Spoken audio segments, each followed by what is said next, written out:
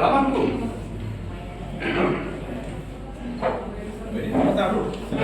Iya, Prof. Silakan.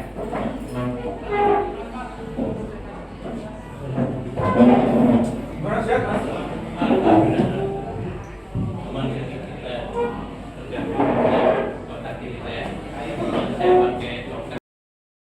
Pecinta film Indonesia yang memang saya sudah bisa bilang di sini contohnya adalah Mas Lambat, Mas Adi yang saya kenal dari sejak usia 20-an sudah menyutradarai sebuah film pada saat saya pun baru menjadi seorang wartawan baru. Nah, kami semua sudah jelas sangat-sangat mencintai film Indonesia. Apapun pada waktu film Indonesia mengalami zaman surut, Malaysia sampai film Indonesia mencapai zaman kejayaannya yaitu pada tahun ini. Tahun 2025, saya bukan berbicara kosong kalau saya meramalkan bahwa nanti pada bulan Desember film Indonesia akan mencapai angka yang sangat luar biasa dan belum pernah terjadi sebelumnya, yaitu jumlah penontonnya 100 juta. Bagaimana saya bisa bilang demikian?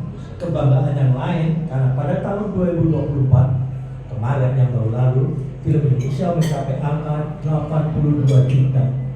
Pada hari ini saya hitung film Indonesia dari tanggal 1 Januari sampai dengan Mei minggu ketiga sudah mencatat angka penonton 37 juta. Ya. Nah, masih ada sisa, sekarang bulan 5 masih ada sisa 7 bulan lagi, bukan tidak mungkin angka 100 juta itu tercapai. Tapi yang lebih membanggakan adalah kenapa saya bangga sekali, karena ternyata film Indonesia jumlahnya 3 kali lipat dari film impor. Tadi saya katakan film Indonesia 37 juta, berapa film impor? Masih bukan pertanyaan sebagai bandingan. Ternyata film impor baru 10 juta. 10 juta penonton. Ya. Walaupun di situ ada film-film jagoan Marvel juga, ya, ada filmnya yang sekarang sudah main dan saya lihat dengan mata kepala sendiri, Tom Cruise, Mission Impossible ke-8 kemarin semua bioskop penuh. Saya sendiri nonton berbayar, saya duduk di baris terdepan. Ini salah satu ancaman karena ternyata Amerika pun pasti tidak akan diam begitu saja, termasuk dengan presidennya Donald Trump yang membuat berbagai macam aturan karena film adalah kekuatan Amerika yang kedua setelah senjata. Sudah tersaji, kita bisa menikmati, sudah setengah makan dari Prof, ya kan? Dan tentu saja saya harus sampaikan Prof bahwa program masih kita lanjutkan dari yang tahun lalu. Program kami waktu Pak Muhajir masih di Mendikbud, kita ada bincang-bincang sinema bersama dengan Pak Maman. Kita sudah ada di 40 sekolah, Prof, dan sudah masuk tahun ke-5. Kami sangat terjun Pak Slamet Raharjo bahwa ada anak di Singkawang yang belum pernah masuk bioskop. Pada saat dia masuk bioskop, dia sangat takjub. Dan kemudian dia baru tahu ada layar selebar seperti yang ada di bioskop XS1 waktu itu. Dan pada saat kemudian kami menuju ke daerah Safak bersama dengan Acor, ada satu tungku 3 batu. Ternyata ada kerinduan mirip dengan Konawe yang ada di Sulawesi Tenggara. Prof, Bupati di sana, saya juga sudah dibantu oleh Mas Adi Surya. Kami ada bioskop rakyat akan mengajak Dakota yang kemarin juga sudah ini akan membuat bioskop di Konawe, Sulawesi Tenggara dengan Pak Yusron Akbar. Dan kemudian memang bioskop ini harus kita tambah, layarnya harus ditambah. Ini termasuk program yang baru di tahun 2025 ini. Kita ada kerjasama dengan Dakota, Kota Cinema Mall, dengan kemudian Planet Cinema Bone akan membuat franchise-nya. Jadi ada sekitar 7 bioskop. Dan kemudian program yang kemarin dengan RRI Mas Adi Surya, kita ada kerjasama di daerah perbatasan seperti Natuna, kemudian RRI Singkawang dan yang lain. Ya. Sambil makan teman-teman sekalian, kita ada bioskop rakyat pada saat Sabtu dan Minggu. Jadi bioskopnya hanya dibuka pada saat RRI-nya sudah libur dan menggunakan aula, dan itu akan memutar film-film seperti yang sudah ada di Cinematek. Kita akan bikin festivalnya, Festival Benyamin Swipe, Festival Ateng gitu ya, festival film-film Adi dan sebagainya. Dan itu akan kita kembangkan di tahun 2025. Di Trenggalek ada lurah kedatangan orang film, dibikin potret. 6 bulan kemudian film menjadi putar lagi di Trenggalek. Ternyata bapaknya golok mau dibunuh itu orang yang bikin film. Ternyata anak kita tidak mati. Anak kita dibawa ke Jakarta. Supaya kita berputar, anaknya itu belum jadi, anaknya mati.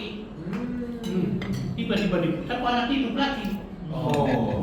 Harus dipilih macam mereka. Apalagi bioskop.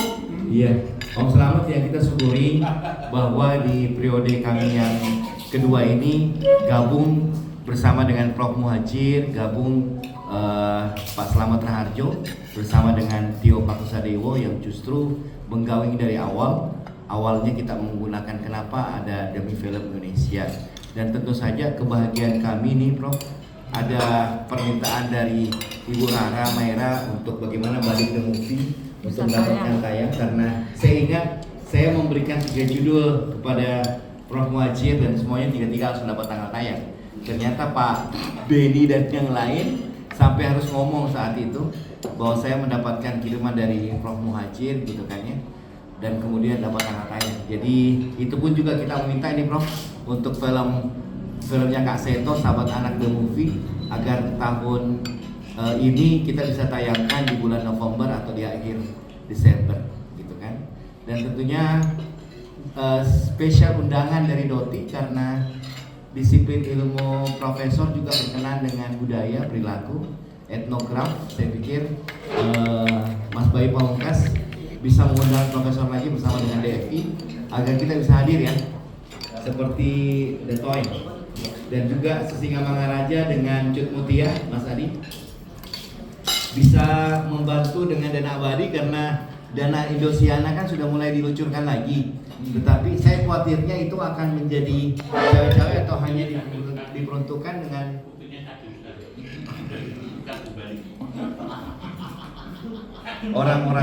orang-orang tertentu saja. Mudah-mudahan itu. Dan terakhir nih Prof, kami sebenarnya pengen ketemu dengan Prof. Muti karena beliau sekarang menjadi Menteri di Dasnem. Pak Muhajir ternyata tidak berhenti terhadap film Indonesia. Walaupun beliau sudah pindah-pindah kementerian, tetapi kecintaan beliau terhadap film Indonesia harus kita apresiasi dan kita nggak bisa lupakan.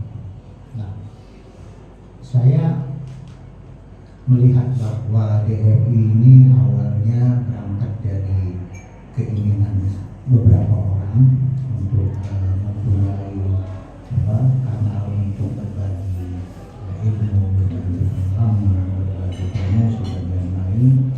Tetapi kemudian ini berkembang sampai hari ini bahwa member dari DFI itu dari lebih dari 500 yang isinya adalah hampir seluruh sinias dan juga pemain film dan juga wartawan film dan juga budayawan dan lain-lain yang berada di situ, dan Pak Menteri ada di situ, Pak Dirjen ada di situ, Pak Direktur ada di situ.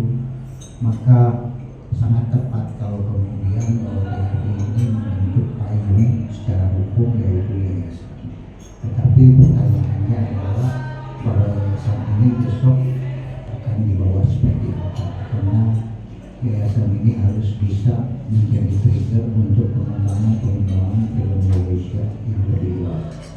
Jadi ada beberapa program dari produksi, ada rencana direktori film Indonesia, mungkin ada hal lain yang bisa dikembangkan untuk kemajuan dari film Indonesia itu sendiri. Saya pikir sementara itu dari saya. Terima kasih Pak. Di ujung timur Indonesia, di dekat perbatasan kampung kecil sekali waktu itu di Solo. Jadi saya begitu habis lulus SMA di Kota Merauke terus langsung kuliah di IKJ waktu itu. Itu dosen saya salah satunya contohnya waktu itu Mas Slamet sampai 2 kali ada film saya itu dibahas di salah satu kelas penyelenggaraan waktu itu. Jadi uniknya karena saya tuh lahir di tempat yang tidak ada televisi dan tidak ada listrik waktu itu, tapi kemudian mengenal film. Nah, termasuk tadi cerita yang Mas Slamet cerita itu yang kejadian di kampung, saya juga mengalami. Ketika saya pulang dari KJ, saya bikin film di sana. Ada satu anak kecil, saya bikin adegannya dia kena panah. Nah, ketika film itu kita putar di TV 14 inch di depan rumah, satu kampung tuh tutup jalan. Mereka pertama kali melihat film yang dimainkan oleh mereka sendiri. Dan ibu anak itu tiba-tiba histeris berteriak. Dia cari anaknya, dibuka bajunya, karena kan adegannya kena panah. Jadi disitulah saya baru tahu bahwa mereka baru tahu bahwa film itu ternyata hanya sandiwara. Berarti selama ini mereka mengira bahwa film itu betul-betul kejadian. Kalau film perang berarti mati betul. Nah, jadi saya termasuk mengedukasi waktu itu bahwa film itu ternyata hanya sandiwara. Waktu itu di situ baru ketahuan setelah mereka buka bajunya ternyata tidak ada bekas luka. Gitu. Itu salah satu pengalaman saya juga di. Jadi memahami film aja. Betul. Masih perjalanan jauh. Betul. Masih perjalanan jauh. Iya. Itu salah satu pengalaman dan saya yang sangat maksudnya kalau nggak salah saya pernah lihat ada film Iran juga seperti itu, Mas Slamet. Iya lah. Karena kan orang mau bikin Singamangara aja mahal. Emang nggak ada anak Batak yang punya sifat dan kelakuan seperti Singamangara aja? Pasti ada. Pasti ada. Abang tidak ada Soekarno Muda, Surabaya. Pak Lutu. Ya. Pak Lutu. Pak Luhut itu kakeknya, keturunannya itu termasuk salah satu panglima nih. Nah ya itu persoalannya mahal banget kan. Untuk untuk supaya bisa dibuat, untuk supaya dapat duitnya gampang. Apa nggak ada Singamangara Raja Muda? Dan itu saya sudah lakukan selama 3 tahun dengan membawa sinema, dengan membawa sineas.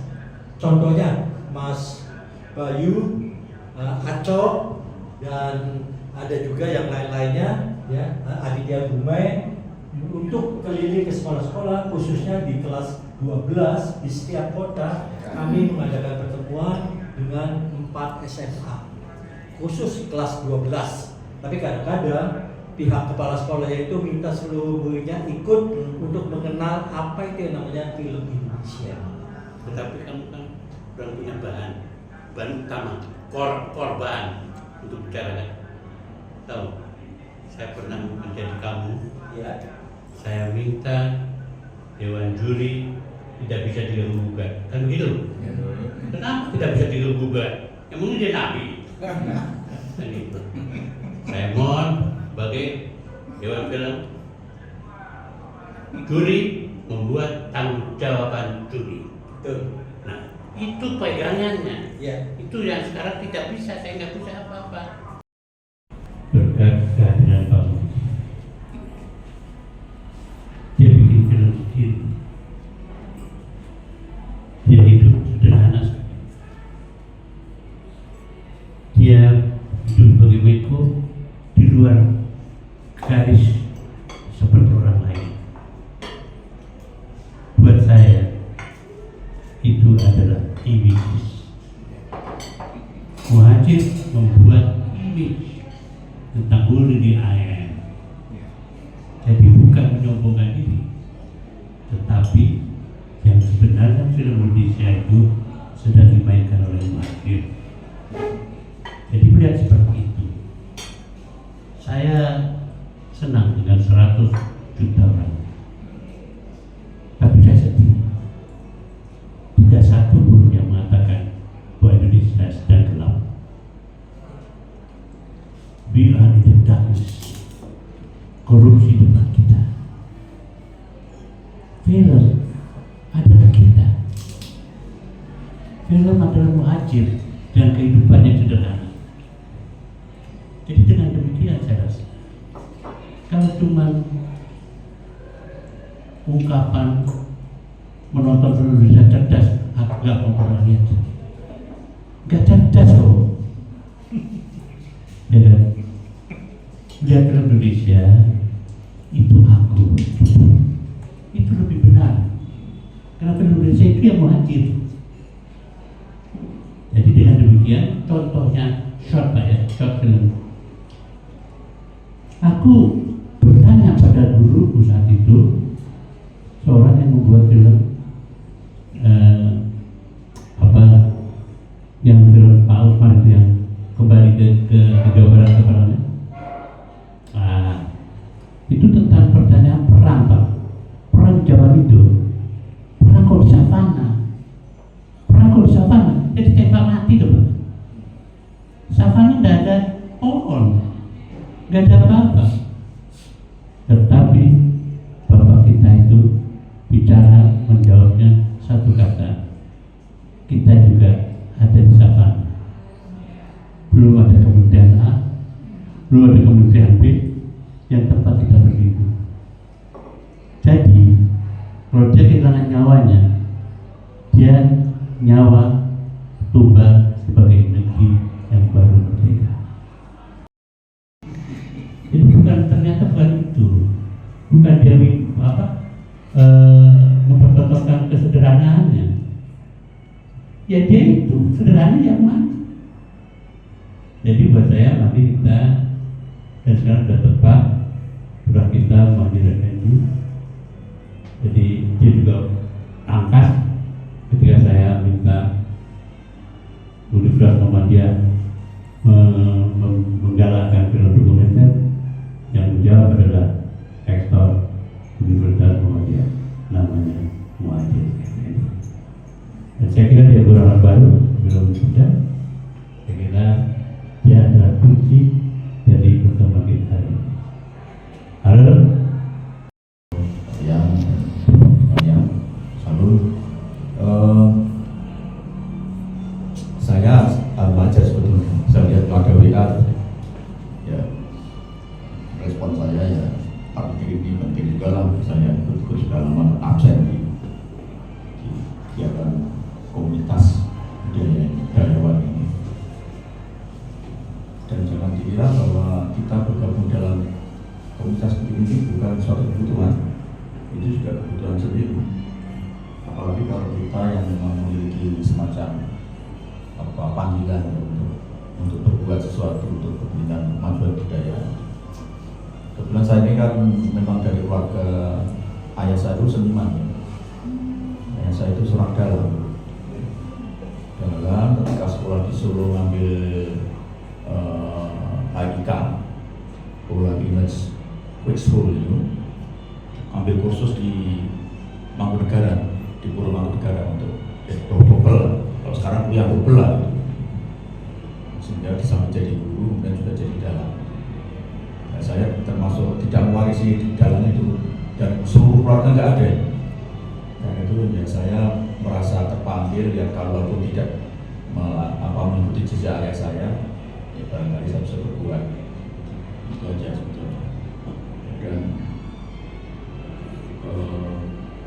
satu hal yang bagi saya itu suatu kebanggaan untuk saya, itu saya bisa merealisasi undang-undang pemasyarakatan kebudayaan yang sudah sekian puluh tahun macet, ternyata tidak sesulit yang dibayangkan. Nggak sampai 3 bulan selesai. Ya. Saya juga nggak tahu kenapa dulu beberapa panjang sampai puluhan tahun itu. Dan berarti Indonesia ini baru memiliki strategi kebudayaan itu setelah 72 tahun. Baru memiliki tahun 2017 ya. Dan itu yang kemudian bisa menjadi landasan, walaupun sekarang menurut saya tidak segembira yang saya harapkan. Karena bayangan saya kalau undang-undang itu waktu itu sudah ada, semua regulasi kebudayaan itu bisa di-extend, dan semua urusan kebudayaan itu bisa diselesaikan secara bertahap. Saya tidak tahu sekarang ini anggaran dana abadi kebudayaan sudah berapa. Karena waktu itu saya usul paling tidak tiap tahun tambah 5 triliun. Nah, yang pertama kalau misalnya dulu yang tahap pertama itu ada 3 triliun waktu saya masuk menteri itu. Saya tidak tahu setelah Pak Nadiem apa ada penambahan atau enggak. Dan itu sengaja kita bikin begitu karena agar tidak mengganggu kinerja seniman. seniman dikasih uang 80 juta, kemudian harus bikin laporan sampai 5 kali 5 rangkap itu belum nanti kumpulkan kwitansi, itu kan ribet toh. Nah, tapi itu soal prosedur harus dilalui kalau kita memakai APBN. Makanya begitu kita switch menjadi hibah dan budaya itu sebetulnya secara hukum aman, sehingga kan sebuah kreativitas kan nggak bisa dihargai dengan duit kan. Dan itu yang dulu selalu menjadi kendala di situ, karena pakai uang APBN dia harus membuat pertanggungjawaban. Saya ingat betul itu siapa yang seniman dari Jogja, Pak Budet, itu pernah batal itu kita beri dia kerjaan dari Kemendikbud karena dia harus mempertanggungjawabkan dana 500 juta. Dia nggak sanggup itu. Dan saya juga baru tahu kalau tidak ada mekanisme bagaimana supaya dana pembiayaan seperti itu bisa dilakukan. Mungkin ada baiknya itu ditanyakan terus. Saya nggak tahu biar mestinya juga sudah ya berapa sekarang dana abadi budaya itu. Karena dana pendidikan itu sudah 150 triliun. Dana abadi pendidikan itu sudah 150 triliun. Mestinya kalau bisa budayaan juga sudah di atas 50 lah paling enggak. Nah, kalau itu sudah bisa disisihkan menjadi dana abadi budayaan, itu saya kira akan bisa memperlancar, bisa mempercepat seperti yang digagas oleh Mas Slamet itu. Kalau bareng ya sudah. Dulu saya alokasikan anggaran dulu, Pak. Saya dapatkan bos untuk bisa anak-anak bisa nonton film Indonesia, dan nanti mereka bicara catatan ketika nonton, sehingga ketika dia habis nonton bisa ditanya gimana manusia. Dan itulah sebenarnya pendidikan. Saya rasa di Barat begitu. Namanya anak di Barat itu, saya sekolah di Eropa misalnya, itu kalau ada anak mengambil program ekstrakurikuler itu di bidang melukis, itu orang tuanya pasti mengkhususkan anaknya, pasti mengkhususkan main piano misalnya, untuk musik piano pasti ada orang tuanya, karena itu orang tuanya sendiri juga menyadari betapa pentingnya itu. Kenapa dia menyadari? Ya karena dia mewarisi nilai, penanaman nilai-nilai yang nggak jalan di dalam penanganan strategi kebudayaan kita. Di samping sangat minim guru, jadi ini sudah vicious circle ya, sudah mungkin lingkaran setan. Bagaimana kita untuk meningkatkan kemajuan budaya, dan itu kuncinya pendidikan. Kalau tidak lewat pendidikan susah. Dan itu saya wanti-wanti sebaiknya walaupun Kementerian Kebudayaan sudah secara lepas dari Kemendikbud, jangan sampai tidak terhubung. Kalau tidak terhubung nanti semaunya sendiri itu tidak nyambung. Kenapa saya ini memiliki sedikit gairah ya di dalam berseni itu. Ya dulu begitu ayah saya mengenalkan wayang, dikarenakan sehingga ketika nonton wayang itu kita bisa menafsirkan makna di balik lakon-lakon itu. Ya, nonton bioskop ya itu dulu kan bioskop zaman saya itu masih ada tema-tema wayang orang dulu, Gadok Romo orang itu ya, yang nonton.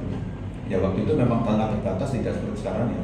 Film itu sangat terbatas, kemudian kita lebih banyak pasar masih dikuasai oleh seni tradisional, dan itu sangat bagus waktu itu. Kayak orang, kopra, ludruk.